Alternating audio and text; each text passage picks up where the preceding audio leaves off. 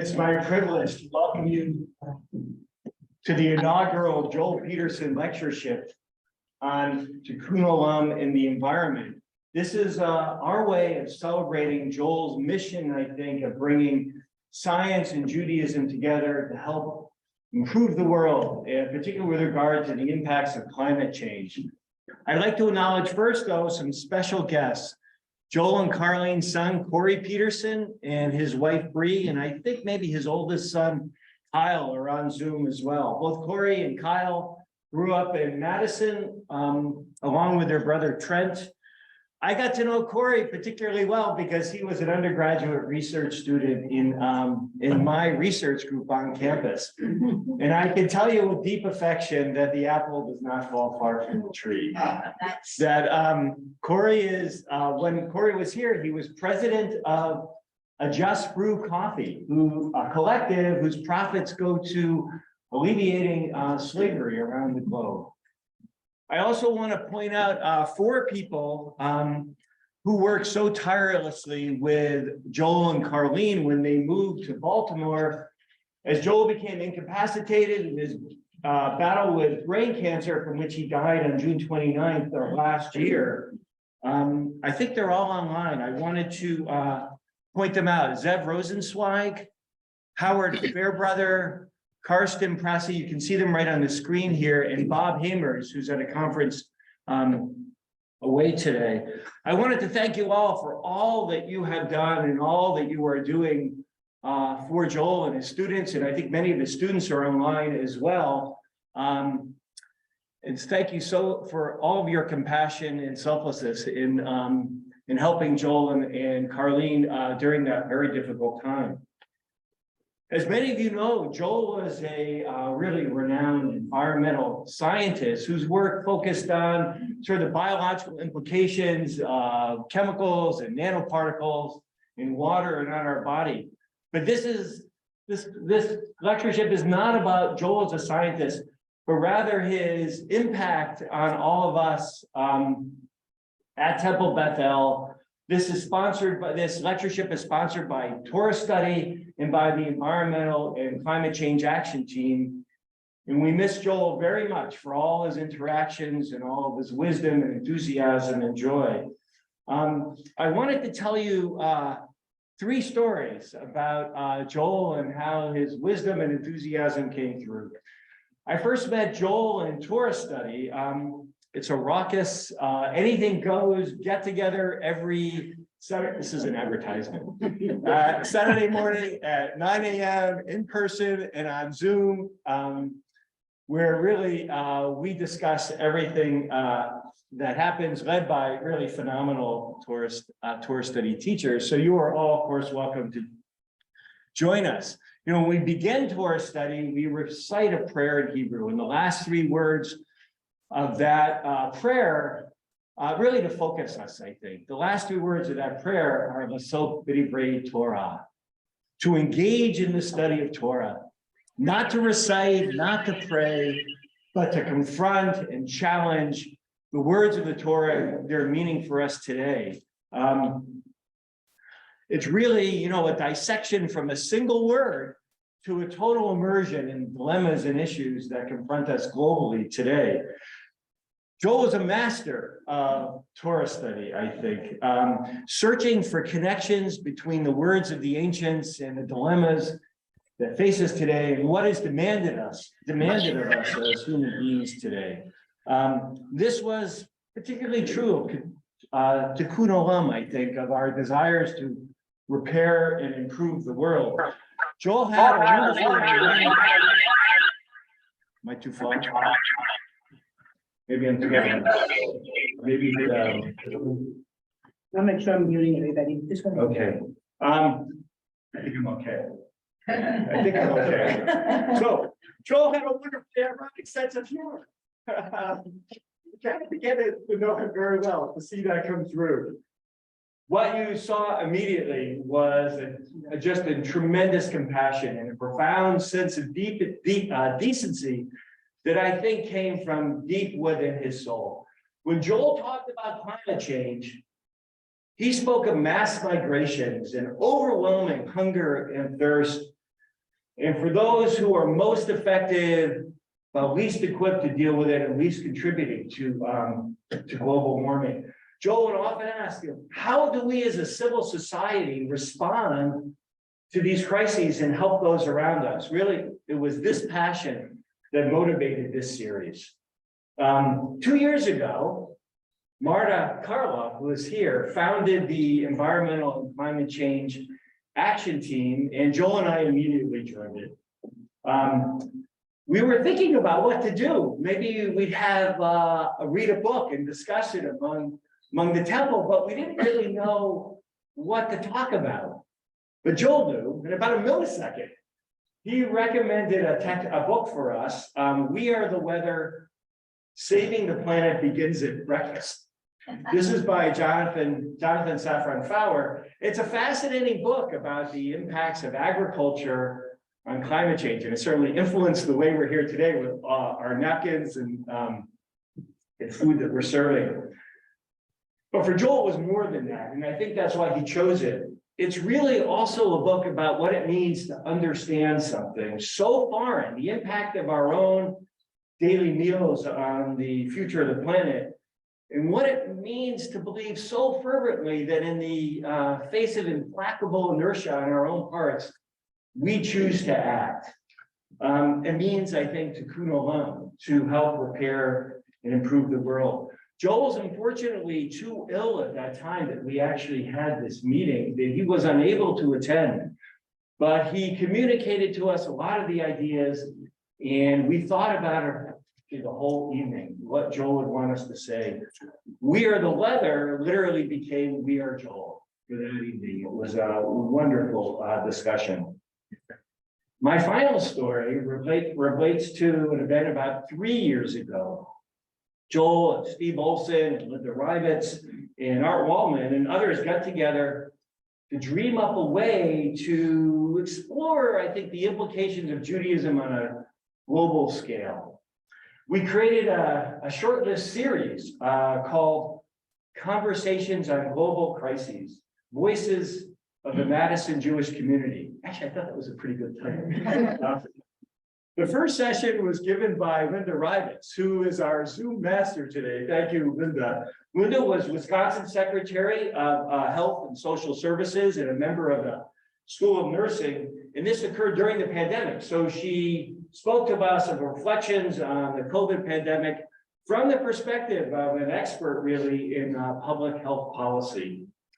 The third was given by Lester Pines. Many of you know him, I think, a lawyer in Madison, a prominent civil rights advocate, and he spoke about reflections on civil liberties in times of crisis. These are all on the web. They're really fun to listen to. The second was given by Joel himself on reflections on climate change and its consequences, including, I should say, it's a really terrific primer on global warming. It's terrific. Joel confronted a question that bothered so many of us, a question about connecting Torah and science in our actions, one that underlies a command in Genesis. You've all heard this one, right? To be fruitful and multiply and fill the earth. Then comes the zinger. To conquer it, to conquer the earth, to master the earth, to subdue the earth. Well, Joel did a double take on that one, as you can imagine. He asked, is this commission a license for ecological irresponsibility? Joel responded with two models, one of despotic actions and the other of stewardship. And you can imagine which one Joel chose.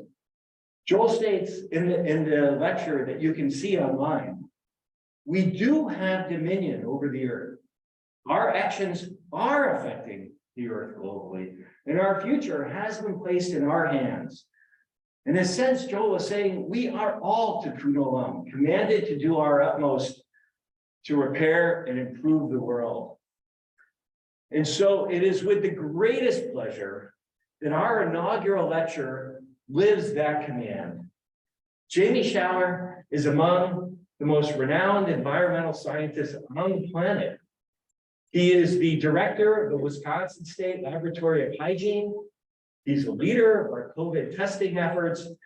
and he's the United States Department envoy in science across the globe, traveling the globe really to represent the United States in literally improving the world through air quality. Okay, I didn't mention 5 different people here. I mentioned one person, all on Jamie Schauer, a truly wonderful friend and a Temple member. After Jamie's talk, we'll have a wide-ranging question and answer period where you can ask Jamie any question you like. I'd also like to say that Jamie's honorarium has been donated to the Temple in support of our building fund to put solar panels on Temple Bethel. So thank you so much. So please, join me in welcoming the thank you. First of all, thank you, Gil, for the kind introduction and also for You're on, right? I think everybody can hear me through for the owl. So first of all, I want to thank you for the kind introduction. Thank you for the kind words about Joel. And it's really an honor to be able to be here to speak for this first of the inaugural lecture. I would say just a couple words about Joel. I actually knew Joel before he came to Madison. So I did my PhD in the Los Angeles area. Joel also did. And when I was out there in some meetings, I kind of made contacts with my colleagues that were in the same department, him at UCLA, and we connected. And so I've known him for quite a while. We didn't really formally do research together, but he served on many of my students' committees. We had lots of meetings together. There was a lot of things we connected about, both from having our time. I did my PhD at Caltech and he did his master's degree there. So we have some connections from there, but also some of Joel's work, which I don't know if everybody knows, but before he got his PhD, he actually was teaching in Central Asia. And so we have some connections about this international part. And I must also mention that Joel had a grant that he was involved with between the Israeli National Science Foundation and the US National Science called the Binational Science Foundation. I had a grant like that and we reflected a lot on his activities there. So it's an honor to be here in that capacity and thanks again for inviting me. What I'm gonna talk about is sorry, there's a lot of things happening here electronically. Do you want me to advance them? No, I think I okay.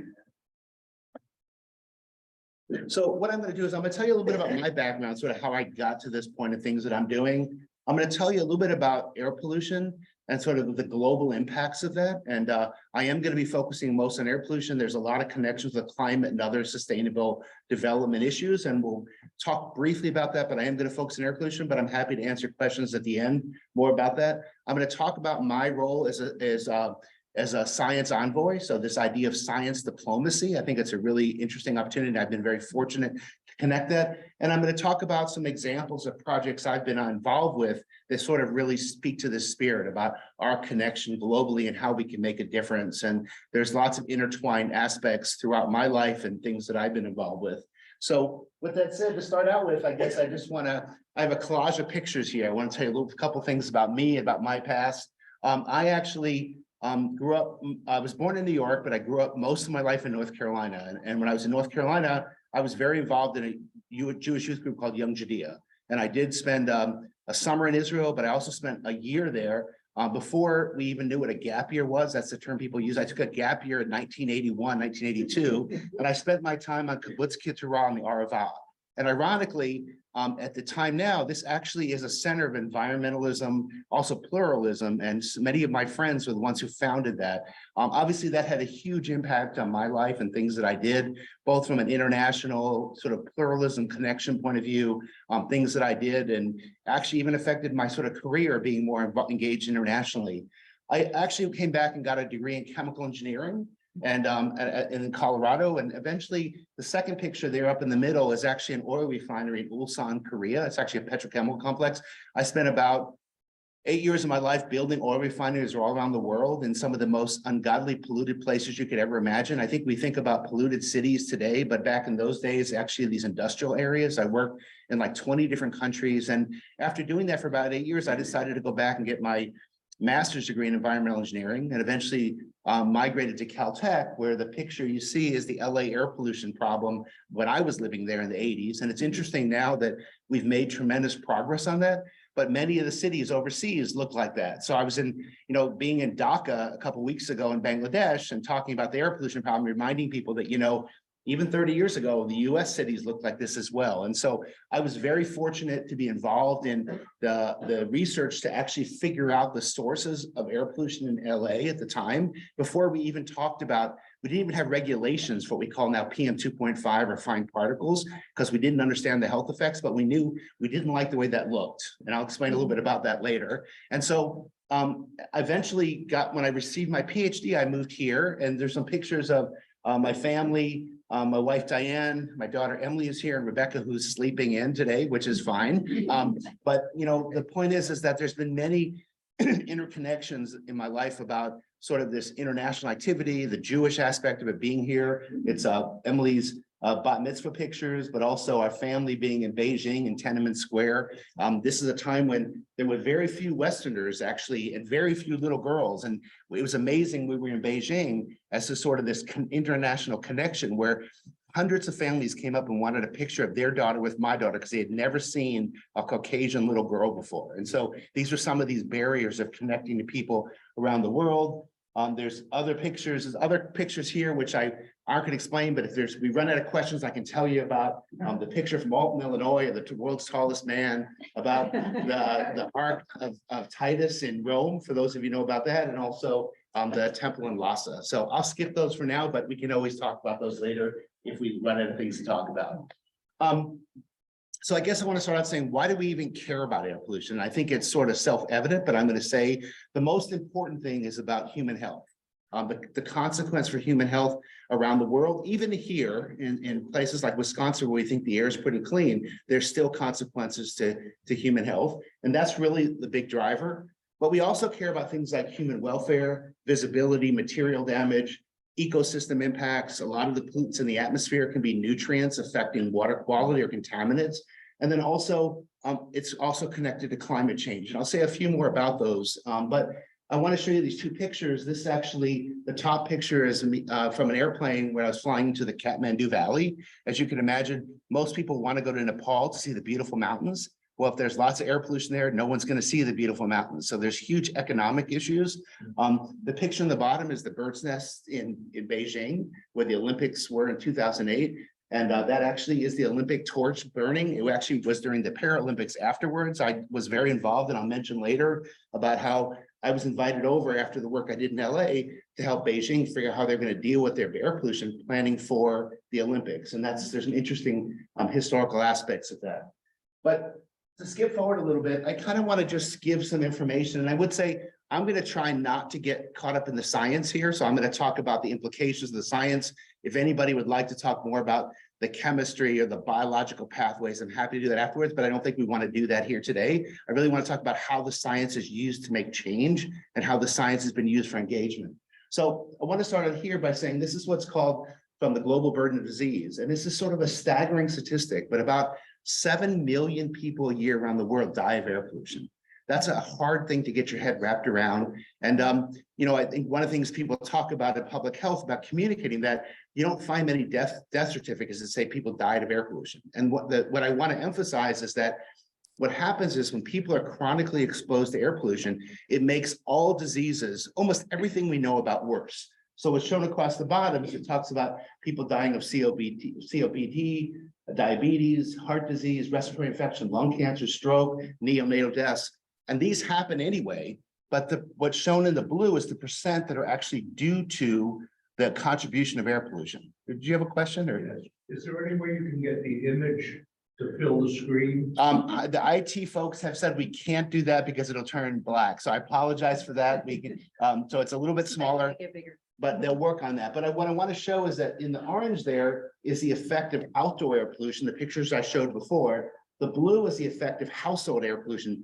I'll mention this more in a minute, but a third of the world still cooks their food and heats their home by burning solid fuels in stores, which creates enormous exposures to air pollution. And then ozone. And I think one of the things you can see is, or maybe can't see, is on the graph up here, the early life neonatal exposure to air pollution leads to a tremendous amount of infant or childhood mortality and morbidity as well. I'm just talking about mortality here. Also, as people age, their effect is much greater as well. And so these are staggering numbers. I mean, I think it's, if we talk about the global burden of disease, if you take indoor and outdoor air pollution, this is one of the leading controllable causes of mortality in the world. And so this is a significant impact. This is actually a map of that indoor cook stove, the Beijing picture, and it sort of shows maps of the world where some of these are most important, where these effects are the biggest impact. And so I'll come back to this a little bit, but we're talking about sub-Saharan Africa, South Asia, as well as for the outdoor air pollution, the same kind of regions. And so these are opportunities where there's a tremendous ability to make an impact. But I want to emphasize that even in places where they're relatively clean, these are not that clean in the sense that we talk about, when we talk about food and water risks, we usually try to keep those risks to 1 in a million. These risks here are 10 to 100 million at the lowest end. So this air pollution effect is very, very significant and something we really can make an enormous impact on the world. This is actually combining the indoor and outdoor, the same kind of thing. And again, emphasize these are deaths per 100,000 people. And remember, I said the normal kind of reference point we use for environmental risk is 1 in a million. So these are incredibly high numbers. And you can see the parts of the world that really need some work. And I'll reflect on that in a little bit as well. So I guess I want to just say real quick, and this is where I'm going to talk a little bit about science, then I'm going to stop talking about science, is that, I think it's easy for us to understand about short-term impacts of air pollution, things like occupational exposure to diesel exhaust. I think we're programmed to understand that that's probably can lead to lung cancer. We can things about carbon monoxide poisoning, things like industrial accidents. People remember what happened in Bhopal, India many years ago. Many people were hurt from that or to environmental tobacco smoke.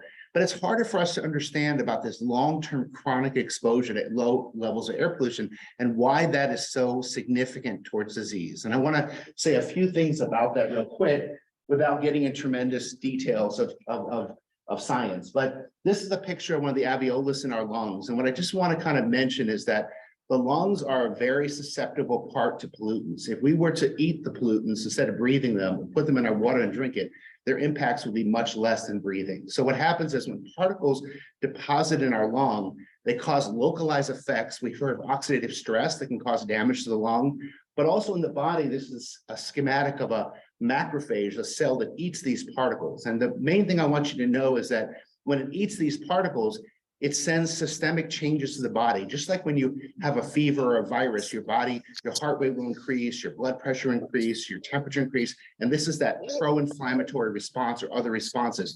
And air pollution particles in the lung cause that. And when those responses happen all the time, it makes all these other diseases worse. Okay, these are systemic effects. And that's why such small levels of air pollution can have such a huge impact on people.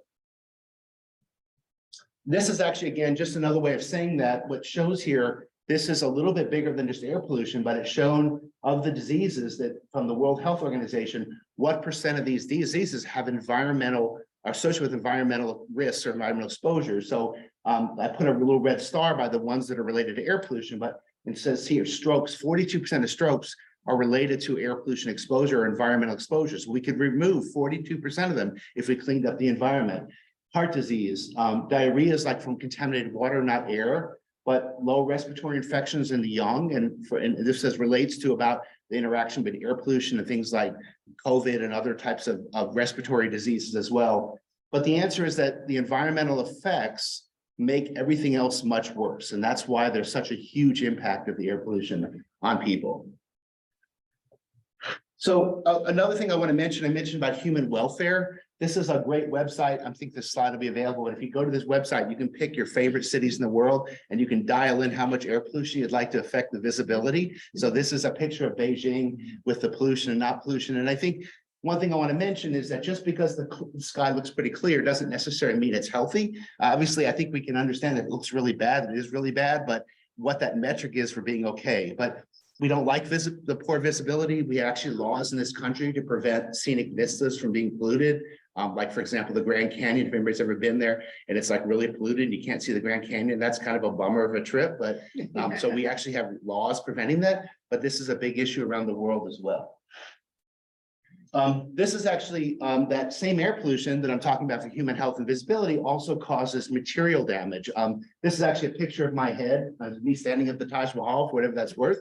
But it's an interesting story where Agra, if anybody's ever been to that, is a heavily polluted place, tremendous air pollution there. And it turns out it's something that the world, India sort of hasn't done much about.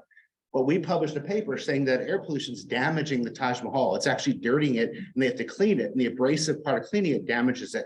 And within weeks, the Indian parliament was meeting to actually figure out how we can make a difference in air pollution. And so that, in some ways, that could be a depressing story, an optimistic story. And I guess my point at the beginning about air pollution affecting everything, I don't care why we fix the air pollution, but all these benefits will be there. Okay, so things like material damage is an important aspect of air pollution as well.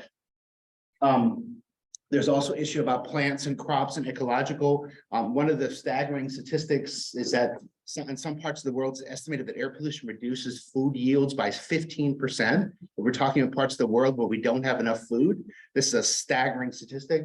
And the ecological damage of air pollution is phenomenal as well.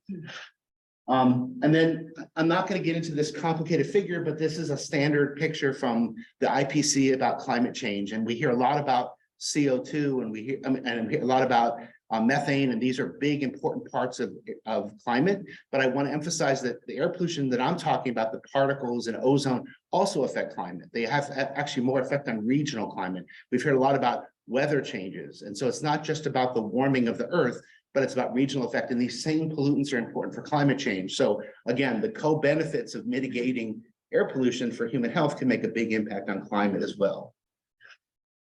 And then finally, I just kind of want to mention that in my sort of 30 years working in this field, the issue of air pollution is also critical for economic development. I mentioned about people visiting Kathmandu, about Beijing trying to clean up air pollution for the Olympics, but there's been been involved in things in Tehran that I'll mention later, and some things in other parts of the world where businesses do not want to be in cities. Their employees don't want to be there. A lot of people don't want to do business there or visit there. And so there's a great desire for economic growth and economic development to clean up air as well. So all of these are sort of related to each other. I'm going to mention real quick, and I just want to mention, I assume everyone's heard of what's called the Sustainable Development Goals. If you haven't, I encourage you to look at that, but it's really this idea about what we want in the world that very much fits with Tikkun Olam, like what do we want to see the world look like? There's 17 of these, and I'm not going to go through the details, but what I kind of just want to mention real quick is that air pollution is connected to almost all of these. And that's not always obvious, but on the left side, these are actually the drivers of air pollution. But things like having access to energy is critically important for sustainable development for individuals. If kids can't read books and they don't have light, or you can't, heat your home or do things, and you're gathering wood and you're not going to school, these are things that have huge impact on economic development, jobs, infrastructure, sustainable food, cities. All of these things about transportation industry are the things that create air pollution. And on the other side, there's the damage from air pollution that can affect water, climate, land, poverty, hunger, there's scarcity of food. And so what I guess I would say is that air pollution really touches all of these. And so when we think about controlling air pollution, we focus a lot on the co-benefits or reducing what some of the other problems are. And that's a major driver for a lot of the conversations I'm involved with.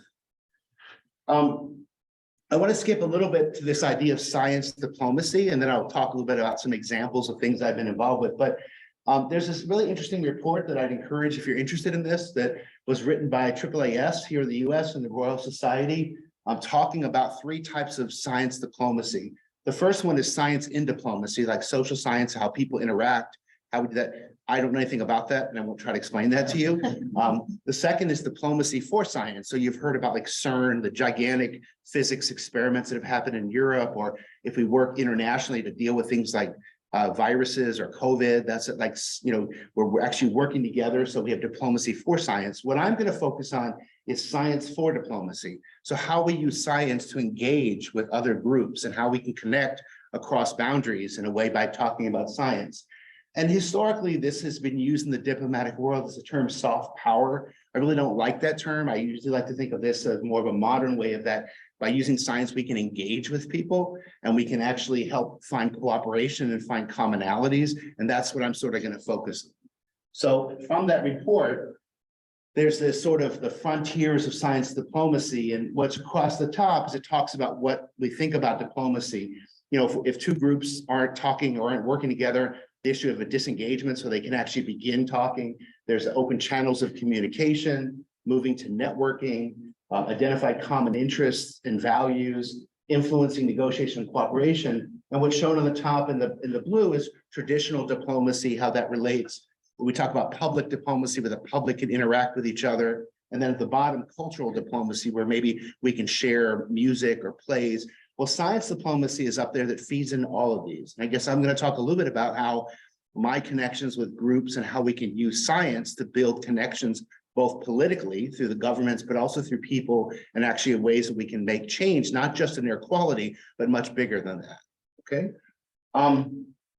So one thing I want to show you is that map that I showed before about the burden of disease, but this is actually a satellite picture of the globe about, and you can see kind of where air pollution is really bad, right? With the high levels. And I would note that this shows from a scale from 0 to 80.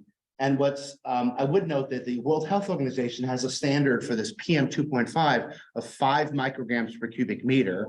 The US standard currently is 12, it's being evaluated lower, but very little of the world is underneath that. But there's also parts of the world that are much, much greater. And what I would also point out is some of these areas that are heavily polluted are places of conflict, or places where we don't have necessarily good relationships. So how we can use connections with air pollution to help connect. And I'm not going to say much about it, but I don't have time to get into this, but there's actually a long history of something called LRTAP, which was the Long Range Regional Transport of Air Pollution, was the only basically the only negotiations or bilateral things we had with the USSR during the Cold War was talking about air pollution. It had to do with acid rain. And so there's a long history of using air pollution as a way for engagement. Okay, I'm going to talk about some more modern versions of this. I want to start out here a little bit connecting back to my sort of personal experience, but also this kind of important diplomatic issue is that, so I mentioned that in 2002, I was invited to Beijing by Peking University and the mayor's office to help them start planning for the Olympics. And actually, ironically, that was the week where actually the original SARS broke, and also the week that we invaded, the US invaded Iraq. Okay, so this was a weird diplomatic time between the US and China, to say the least. But this was, we were there to start working on the 2008 Olympics. And at the time, not only in China, but almost all of Asia, air quality data was considered government secrets. The public was not allowed to have air pollution data. Nobody was allowed to have that. And so in preparation for the Olympics, what the Chinese government did is they started talking this concept that when the sky looked blue, so this kind of picture here, this is good, this is bad. And the more blue days sky we had, better it was. And that's, it's a little bit of a oversimplification, as I alluded to before.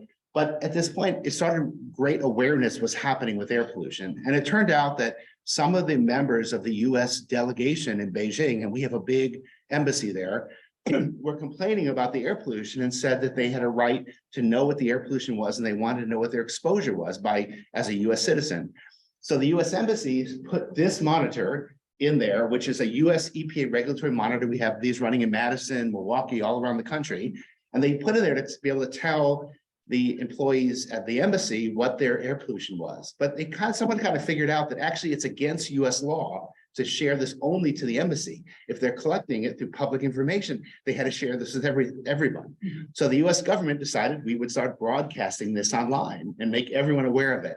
And as you can imagine, the Chinese government was not super happy about that. That meant tremendous conflict between them. But if you go forward, actually now data almost everywhere in the world is publicly available.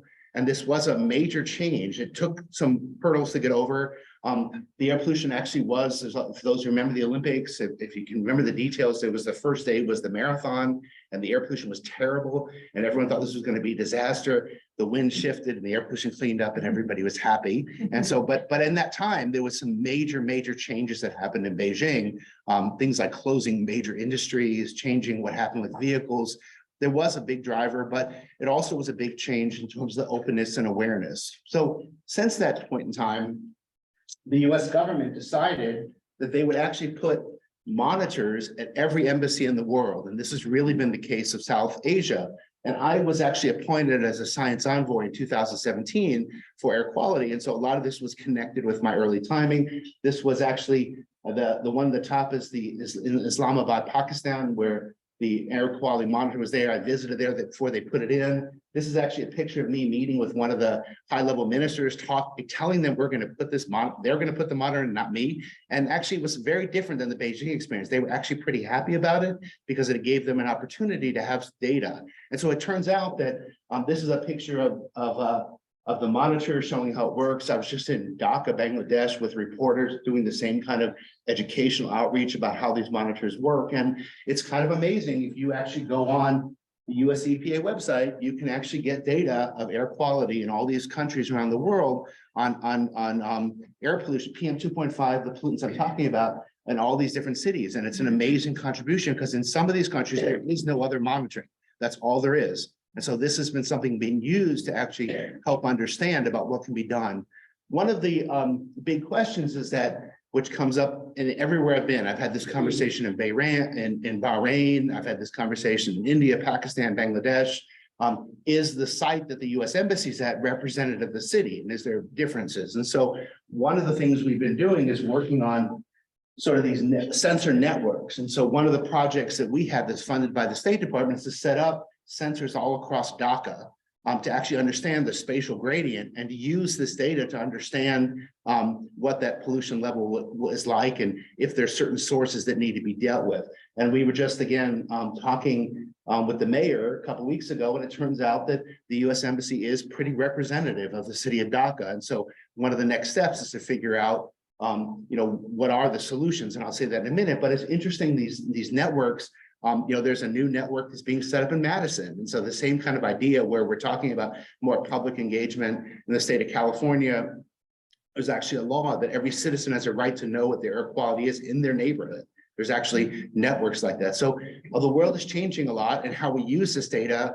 One of the things that I kind of is sort of one of my pet peeves, it's great to let people know the air pollution is bad, but it's probably a lot better if we could tell them how we're going to fix this and what to do to fix it. So, saying it's bad, I've had a lot of people come up to me in talks and go, you've convinced me air pollution is terrible, let's get rid of it.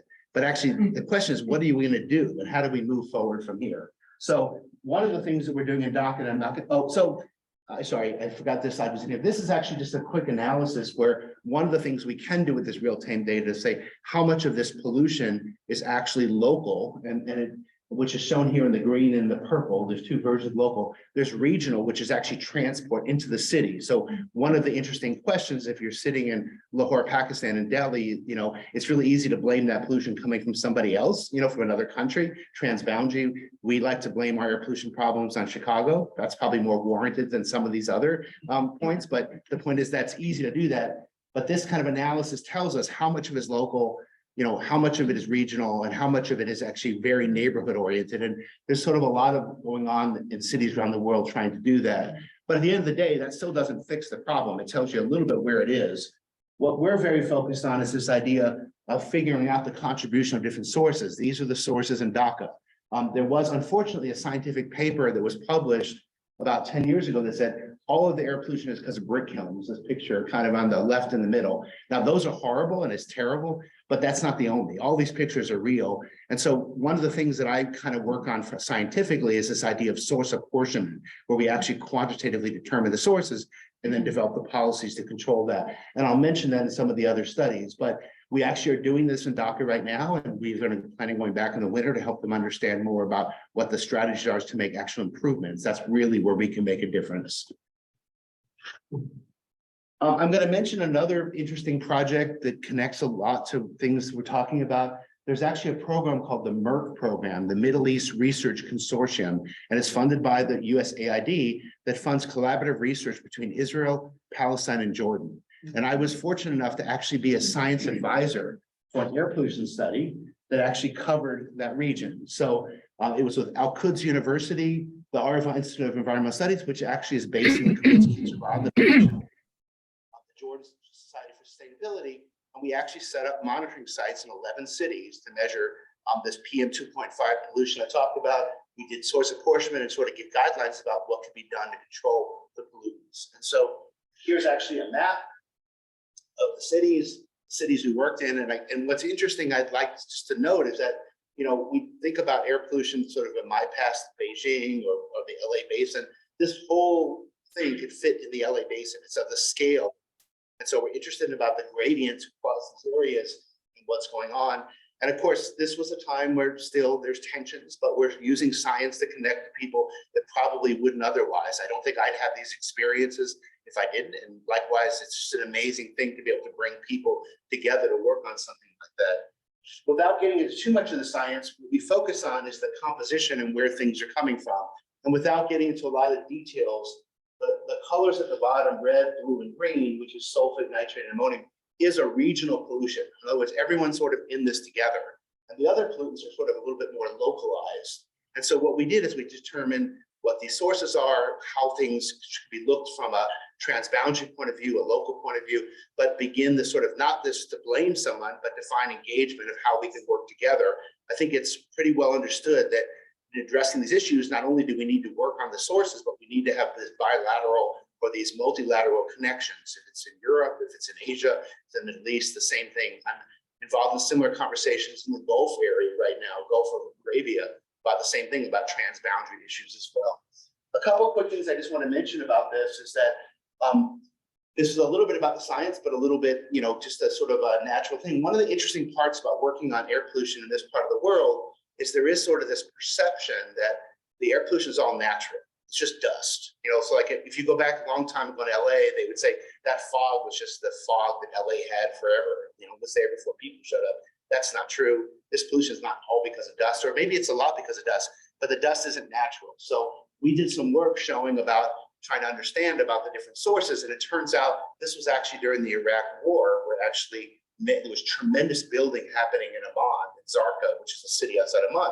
And we could actually show without some of the composition of the dust that a lot of this was actually construction dust. It still was dust, but it wasn't natural dust. And there's road dust, and there's agricultural dust. So this idea of trying to bring clarity about what actually the problems are so that we can think about what solutions are. So that was one of the important outcomes. We've seen similar things in Beijing, where when we stop during these sort of like the Olympic type events, where we stop driving, we drastically reduce the road dust, which people thought was sort of natural, but it's not natural. It's human induced. So we want to work on that. A couple of quick things I want to mention. I'm not going to get into this is just for our chemists in the audience, but one of the things that I'm sort of well known for is actually measuring these organic compounds that can tell us what the source is. I'm not going to say much about it, other than we've done that and applied that to figure out what the sources are. But what I wanted to kind of mention to you is that two of the sites in the study, which are kind of interesting, one was at the Hebrew University in West Jerusalem, and one's at Al-Quds University in East Jerusalem, Palestinian in the Israeli side. And we wanted to compare, this is like a walking distance, or like, you know, it's a 2-hour walk, so it's a few kilometers away or 5 kilometers away. And we wanted to compare the pollution. And what you can see here is that some of these sort of local pollution was sort of higher in East Jerusalem than West Jerusalem. And we want to know what are the sources that actually drove that. And so one of the things we did is we looked at these sort of tracers and source apportionment. Two sources shown here is resuspended dust. This is like the natural dust. And also, like, it turns out there's little particles that come off of leaves. So we call this vegetative detritus. And it turns out they're actually pretty similar, which is not surprising because these are kind of natural sources. We also compared the tracers for biomass burning, or people burning wood or burning trash or things. And it's interesting that in West Jerusalem, it's pretty constant across the year. And the reason is that this is used more for recreational purposes, like in Los Angeles. But if you look at East Jerusalem, it has that wintertime maximum in summer because it's actually used for heating and cooking and things of that nature.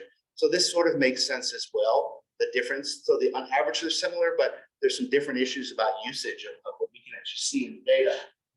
What's sort of staggering is these are actually the tracers from mobile sources. I should say those two pictures are actually in my vehicles from Pakistan picture, not from Jerusalem, but it's much, much higher East Jerusalem and West Jerusalem. And it's because the quality of cars and the way cars are regulated are very, very different. So this is this here, which is in Jerusalem, is actually pretty important for us, even like sitting here in Wisconsin, thinking about Madison or Milwaukee or other cities, about the issue of environmental justice and about what happens very locally. So some of the air pollution really is regional, but some of it is also very local. And these are things that we want to be working on and thinking about. I want to mention two other quick studies. I mentioned about Lahore, Pakistan. This is a kind of interesting place for me. It's a study I was involved in about,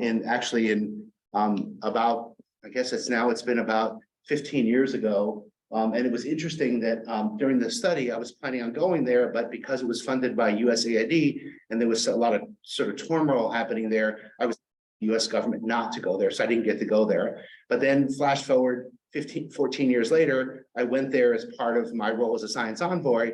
And it was amazing to see that the study we did that talked about source apportionment was actually being used to make the policy. And they were actually trying to work on air pollution. Lahore is one of the more polluted places. And it's a pretty important city, actually, from culturally and economically and historically. It's not very far from Delhi. That whole region in there has some of the highest air pollution. And so just to mention that, I mentioned before that the pollution levels that our standard here in the US is about 12 micrograms per meter. These are averaging about 200, okay? So they're staggering, and it turns out, I'm not gonna get into the details, but we do some biological assays to show that actually the toxicity of these, or the biological effects, is much higher. So there's some staggering things. And again, this has been a great opportunity for engagement. At the time we did this study, there was absolutely no air pollution regulations at all in Pakistan. And so this is something we've had engagement through the embassy. I mentioned about the monitor in Islamabad. There's a monitor in Lahore. So these are great opportunities for connection. The next one I want to mention, this is a little bit kind of historically kind of a little bit weird, but I actually have been doing a lot of work in Iran. And it's, if you remember back about 10 years ago, we actually, under the Obama administration, we actually were trying to open up some more doors. And there was actually a program from the State Department called the International Visitor Leadership Program. They bring scientists from other countries to the US to train them on things that we do. We've had an IVLP from South Asia that came to Madison. I've done some stuff with Egypt. This was actually a US-Iran program. And this was a time where we were actually talking about how we could help them work on air pollution problems in Iran. Things have gotten more difficult and those relationships aren't as strong. But one of the things, this is actually a picture of me with a little poster in Farsi, where I was supposed to be going to give a talk about air pollution regulations. And this actually didn't happen because of some of the issues, but we did actually complete a study with them. We were able to finish this collaboration funded through some of these activities. And it's sort of an amazing thing to think about where we are with Iran now and being optimistic about how maybe we have better connections in the future about what might happen. But we did this sort of source apportionment study, and I'm not going to say much about the exact results other than they have these crazy dust storms in the summertime. So if you look at the top picture, this actually shows like dust elements that peak in the summer, but they also have terrible pollution in the wintertime that's due to anthropogenic sources. So there's very different summer versus winter pollution, and we actually can measure tracers. And it turns out, going back to some of my earlier stuff, we actually can do biological assays and see different effects on people of the different types of pollution. There's a lot of questions about what the effects of dust are versus other pollution. And this is a great sort of city to do that. But the important point for me is that, we have these relationships, we have these history, and when the time is right, they can become an important foundation to help build closer connections back and forth. So with that, I think I'm going to just sort of, my summary here is sort of say that, air pollution impacts on human health and welfare is significant. And many locations around the world, even here, things are not as good as we would want. We probably need to do some improvements.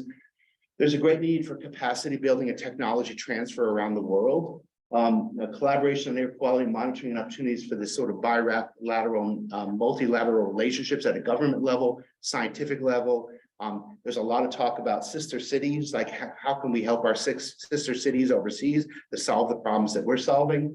The scientific collaboration is an important pathway to promote diplomacy. I've been directly involved in that. And then finally, from our own family travels that we've been, or just things, this direct engagement with people is a very, very powerful thing. I think it's sort of cliche to say people are people, but it's amazing how when you sort of cross these connections, how much you can build with people and the connections you have from different places. So with that, I'd be happy to answer any questions about air quality, things I talked about, climate, or whatever else I can help you with.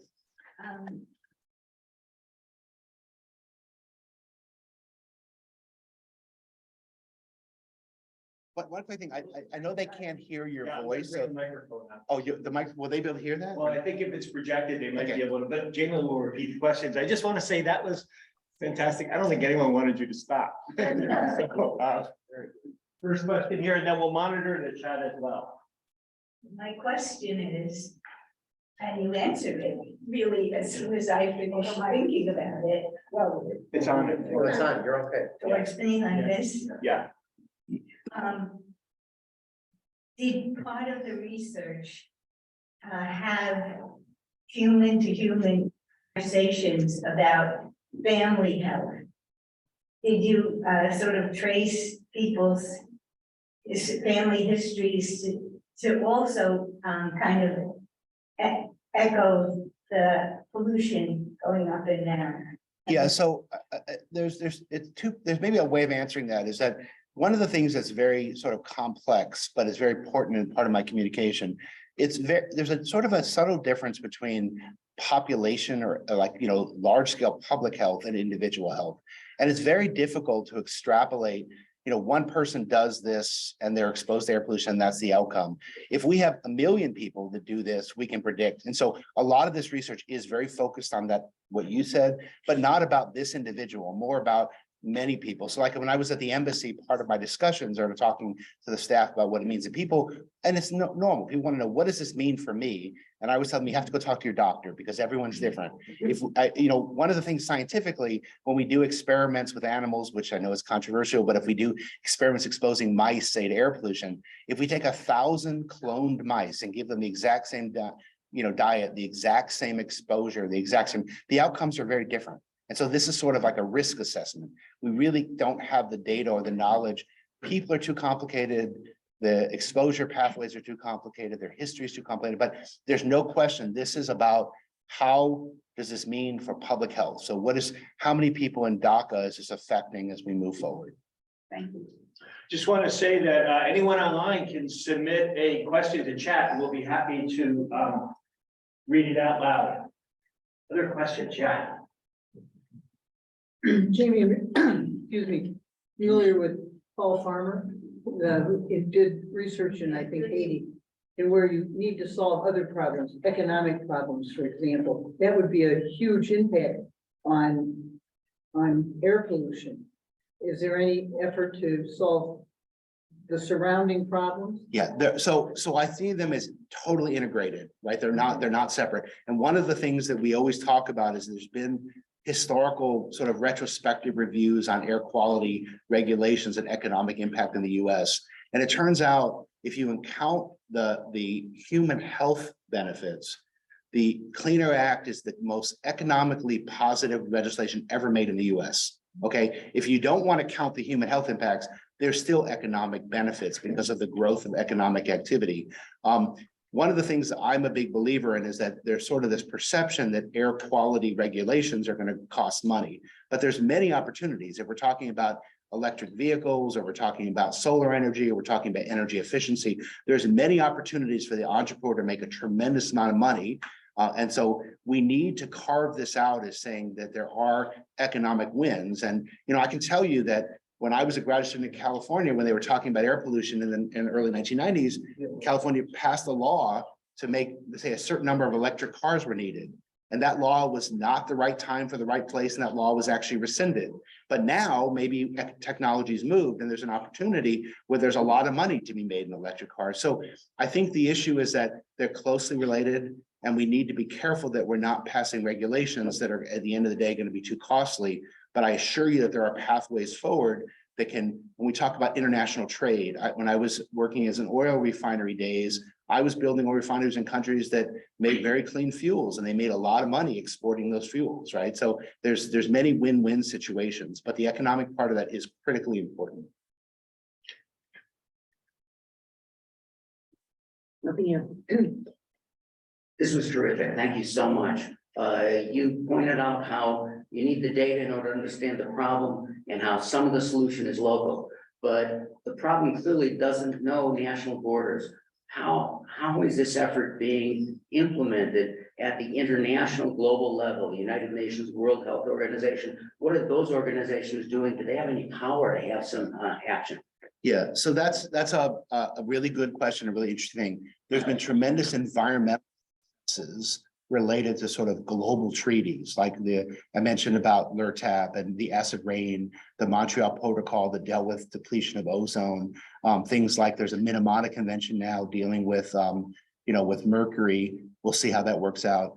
The reality is when it comes to air quality issues, it's really difficult to do that on a global scale. It has to be done on a regional scale. So there are tremendous examples of where US and Canada have done stuff, where Europe has done stuff, and there's actually more and more consortium in South Asia and other parts of the world about how they can work together. And so that is clearly part of the solution. It's not just that air pollution goes across the boundaries, but if we take an industry and we move it to another that's another issue, or people, what we do for crop burning, and different things like that. So those are critical issues. And the good news is I think that we're starting at a point where there is much more progress to that in Asia and South Asia, which has not been the case before. Before it was very focused on blaming each other as opposed to actually working together. But just very recently, there was an agreement signed between India, Nepal, Pakistan, but part of that is because of these efforts. Like we've been bringing these groups together and helping them understand the problem, and scientists are trained in other countries and come back. So it is clearly part of the solution. But we ought to be careful not to think that, I've heard people tell me, well, all the air pollution problem in LA is because of China. And that doesn't pass the scientific test, right?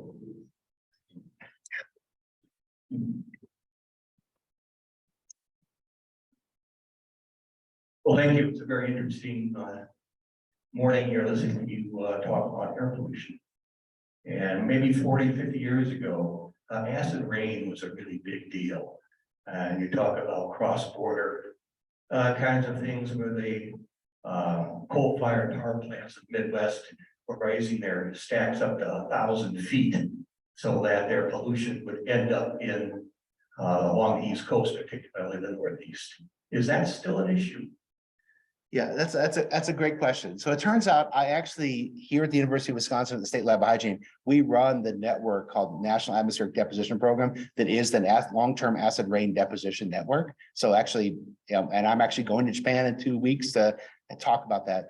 It turns out that the acidic part of that, so like the true acid rain thing, has been greatly mitigated. I wouldn't say that it's completely gone, but we've really recovered from that. What we're learning now, though, is that when we focus on acid rain, the acid rain would just sort of kill plants, kill fish, everything would just be wiped out. What we're learning now is that some of those same pollutants we're concerned about, especially the nitrogen compounds, actually are affecting biodiversity. Okay, so they're not necessarily wiping everything out, but they're causing changes that are not necessarily good. And maybe that's bad for forests, it's bad for natural indigenous plants and stuff. And so there's a lot of work still working. And I guess just to make the point that controlling PM 2.5, which I was focusing on, is critically linked to acid rain and vice versa. So by dealing with SO2 emissions that become particles that cause acid rain, all these things are linked together. And so we've made tremendous progress. That is one of the great success stories, but it's not completely over yet, if that makes any sense. But things are much better. I have a map that I didn't include here that shows that acid deposition 40 years ago and today, and things look like really has recovered. Yeah, on a couple of the global maps of pollution that you threw up there, some of the highest pollution on the globe was in what I thought was Saharan and sub-Saharan Africa. Yeah. This is a sparsely populated area and not very industrialized compared to Western Europe. What's the source of the pollution? Yeah. So this is a really good question. So in some of that area, there is clearly dust that affects that. And I think there actually is some suggestion that maybe that part is actually overestimated, but there's no question if you go to Cairo or other cities that are in that region, they're heavily polluted from local activity as well. But I think one of the parts of that world, and the part of that world is that everybody really uses solid fuels for indoor cooking and things like that. So there are pretty high exposures, but I think the dust issue I've seen some more recent satellite stuff that maybe might say that actually isn't as extreme as it is, but it's still a problem. It's not, it may not be the most polluted part of the world, but in terms of cities, I think South Asia is probably more polluted. From a regional point of view, there certainly is pollution in that area, but some of that is influenced by the dust issue. And just to follow up, then those maps, are they just showing particulate concentration rather than, you know, specific pollutants? Yeah. So what I was showing was specifically the total PM 2.5, not the components there. And that's an important issue of trying to clarify what that is. And so that's kind of what we specialize on, measuring the chemical composition. Thank you. Thank you very much. Wonderful presentation. You had mentioned, if I understand correctly, a decrease of about 15% in food production. Can you elaborate on that, and if there are any particular countries that are using that as an impetus? Yeah. The country that's actually done the most research and where's the biggest effect is actually India. There's clear evidence that ozone and PM is affecting food production there. And that's a country where that's a huge issue. So they've done a tremendous amount of research, and that's been a, you know, again, is it been an effective policy driver? I don't know, but it's certainly a driver. Similar effects are true in China. And I can say that, you know, I guess I feel bad saying this, but the truth of the matter is, back in my old days working as a chemical engineer building refineries, I can see places where industrial areas were like wiping out forests and jungles and things like that as well. So it's pretty clear. I think in this country, it does traction because we can produce a lot of food. So that's less of an issue, but certainly in South Asia, Southeast Asia, South Asia and South Asia are probably the biggest areas. And then of course, there's not the direct effect I'm talking about, the indirect effect of climate change, but water distribution and things like that as well. So yeah, it's something that hasn't been as big a driver, but it is one of the issues that, you know, it's all kind of in the same basket. If we can deal with it, we can deal all at the same time. Then I'm gonna get to ask a question. Okay. How much has your work been affected by politics? In other words, we see, you know, you mentioned a couple of cases where you told, better not go to that country. But Yeah. Internal politics, like you had to make some changes because your approach wasn't valued by the research. Yeah. I would say that in general, the research has, We'll get to these later.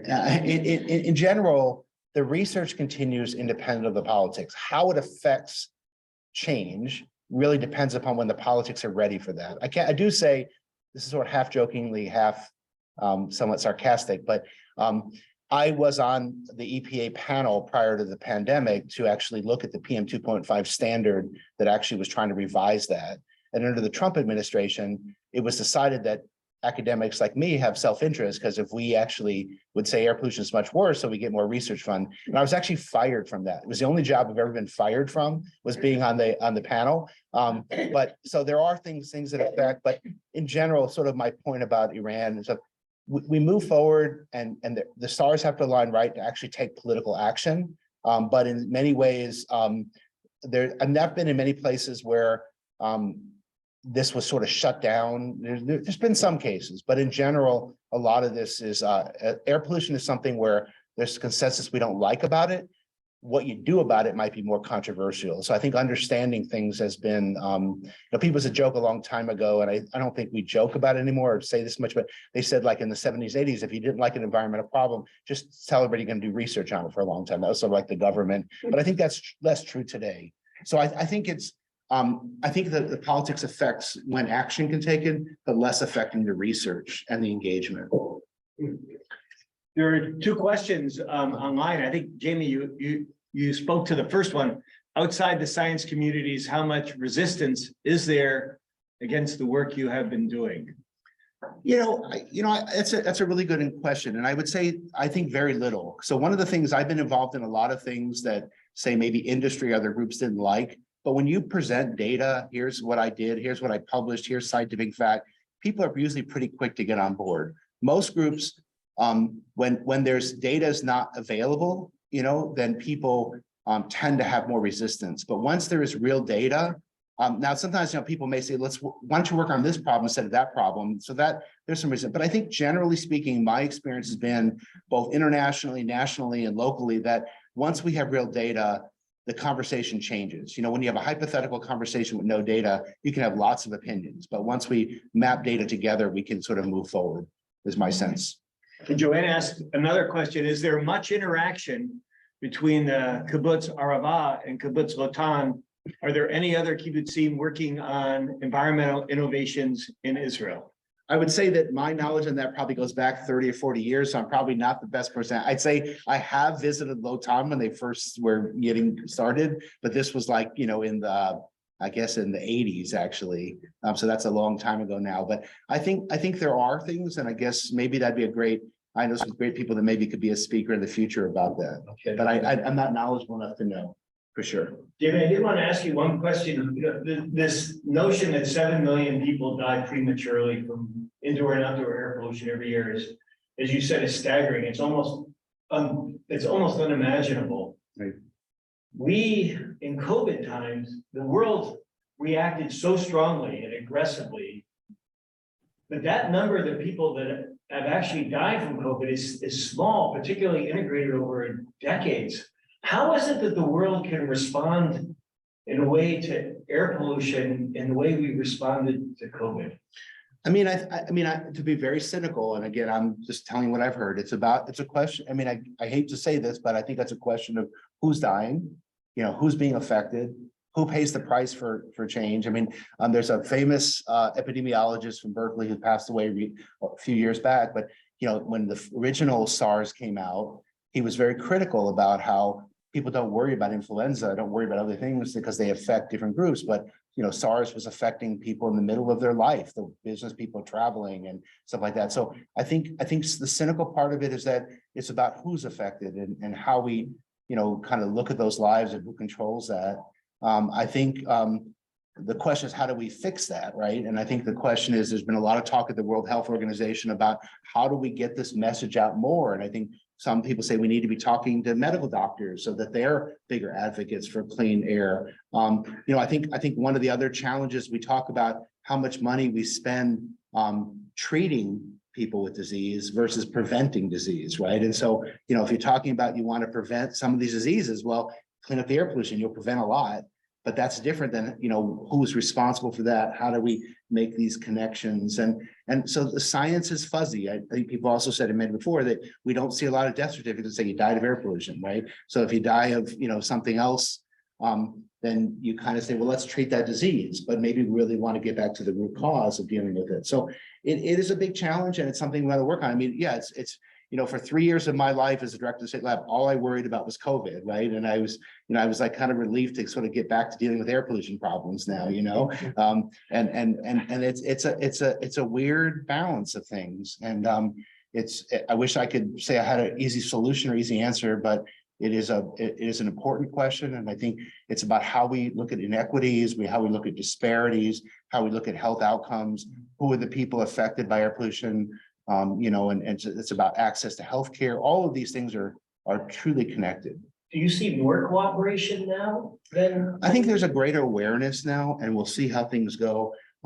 More speaking in the US, I think there's a greater understanding about disparities and environmental justice. So a lot of money being spent on environmental justice, and understanding that, if you live in a place with really bad air pollution and you don't have access to healthcare and you don't have other, good diet, all these things add together to be a really big issue. There's a lot of publications coming out now showing of these people affected by air pollution, where do they live and what is their background? And there's a lot of inequities here that need to be addressed. And I think people are struggling with what is their best way to move forward. We want to cover all these things. And I'm optimistic that we can, but a quote that I guess I wanted to make sure I threw in here somewhere. So this is the time to say it, I guess. I have a friend of mine when I was in Bangladesh, who's a professor at St. Louis University, always says, we always overestimate what we can do in a year and underestimate what we can do in 10 years. And I think that's a really important message here. We don't like these things. We say, I'm going to fix it tomorrow. And we come up with plans that don't work. But if we're willing to put the work in to say, let's really have a difference in 10 years, we really can make a difference on these things. And it's a question about sort of changing our strategy maybe that I think is important. It's a really great quote. And there's, oh, yeah. And just to say that person, Jim from the web, if you want to type it in, we can read it out loud. You want you to type it in, you can read it out loud. Maybe you want to Can say. you hear me on the sound? I unmuted my muter. Can you hear me? Yes. Yes. Okay, well, it's not more of a comment, I guess, than a question. But when I was in high school, and I was lived in Kansas City, would take trips out to California and Los Angeles, and the air pollution was so bad that when I got off of the airplane, my eyes started burning. And all the time that I was in Southern California, and I guess in the Navy Reserves, I'd go out there for a 2-week term in the Navy. And my eyes would burn the whole time. And when I got back to Kansas City, they would clear up in a day or two. And I know, or I've heard, that California's air is much, much better today than it was in, say, the mid-1950s. So there is some hope for progress there. And Yeah, the other thing is, I was really surprised looking at your first graph, how much air pollution problems there are in places like Africa, Asia, what I would call the third world. I'd always associated air pollution with heavy industry. Pittsburgh, when I was young, Pittsburgh had notoriously bad air quality because of their steel mills and industrialization and all. And now it looks like that is reversed, that the North America air quality is better than it is in places like Africa or much of Asia. And my question is this seems to be primarily due to burning wood, like cooking food on wood, burning, and the wood has been a real serious source of air pollution. Now, in the U.S., or at least around here, we cook with electricity, and you're not burning wood. If the electric is coming from coal, of course, that's still associated with industrial, with burning carbon. But apparently, the burning of wood is a lot more hazardous for people's health than even burning coal, which is the worst possible source of generating electricity. So, I wanted to make a comment on that. Should we stop burning wood and start doing something else for getting our electricity? So those are lots of good points. I guess I want to sort of acknowledge a couple. One is that in the course of my lifetime, we did move from a place where the most polluted places were industrial cities. I worked in those. We've done a great job to put control technologies on those. So if you want to talk about Pittsburgh or East St. Louis, or talk about Ulsan, Korea, or Kaohsiung, Taiwan, these places are much better. But also in that same time, we've had massive urbanization. We've had so many people moving into major cities around the world. Some of these cities were sleepy. First time I was in Beijing in 1991, it was a kind of a quiet little town that had a 1-lane road going to the airport. That's changed. And so some of it is cars, some of it is solid fuel burning, some of it is light industry, not the heavy industry of Pittsburgh, but all of those things. And so I would say that we really, I think the issue about wood versus coal, there are some places where we really want to burn biomass, but we don't want to burn that in a way that's making a lot of pollution, right? We can do things similar. And I guess the other thing I was just going to say about LA is that, just anecdotally, I think your observations are absolutely correct. I remember when I was a graduate student in the 90s in LA and meeting people that lived there for the last 30, 40 years, I met one person that said when they were a kid and they'd go out and play, their lungs would start burning. And they thought that was just a normal thing if you were playing outside of too much exercise. Another joke was that there's the beautiful San Gabriel Mountains in Pasadena, and people would come out there for the summer, and then somebody would say something about the mountains, and they'd go, "What mountains? I haven't seen any mountains." Like, you wouldn't see that. So things really have changed. I mean, I've met people in these other countries that were concerned about the air pollution that actually grew up in LA. And I kind of remind them, you should be concerned. But remember, when you were a kid in LA, you were exposed to just as bad air pollution back then. I mean, we can deal with these things, and we want to kind of move that forward.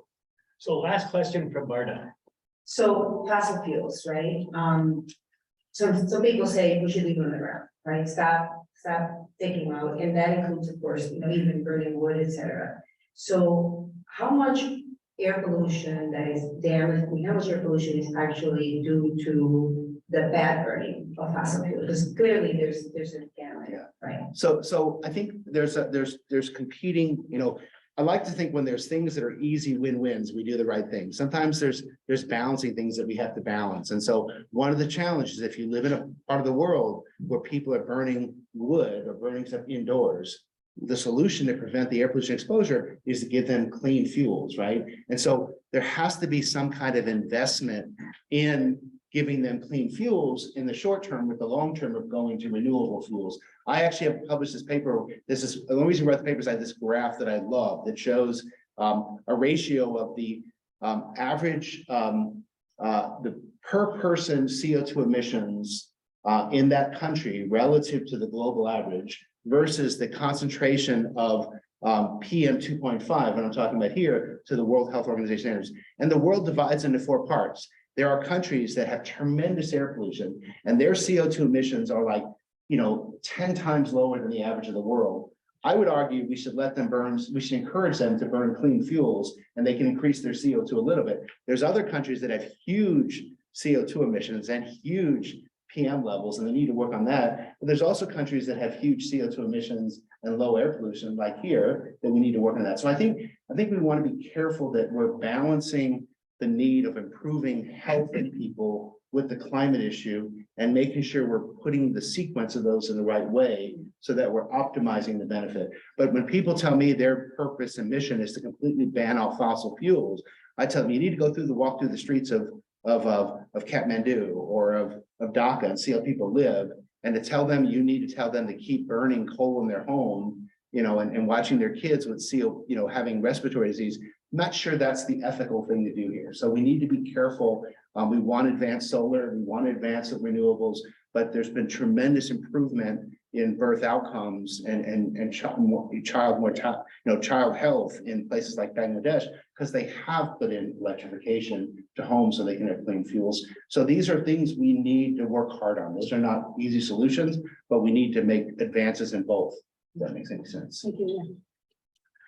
Well, Jamie, this has been fantastic.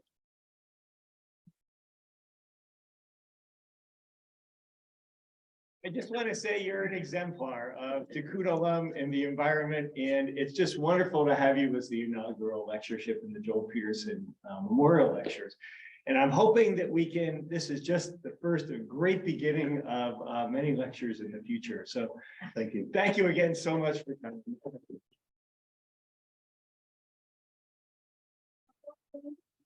It shows the dirty dish.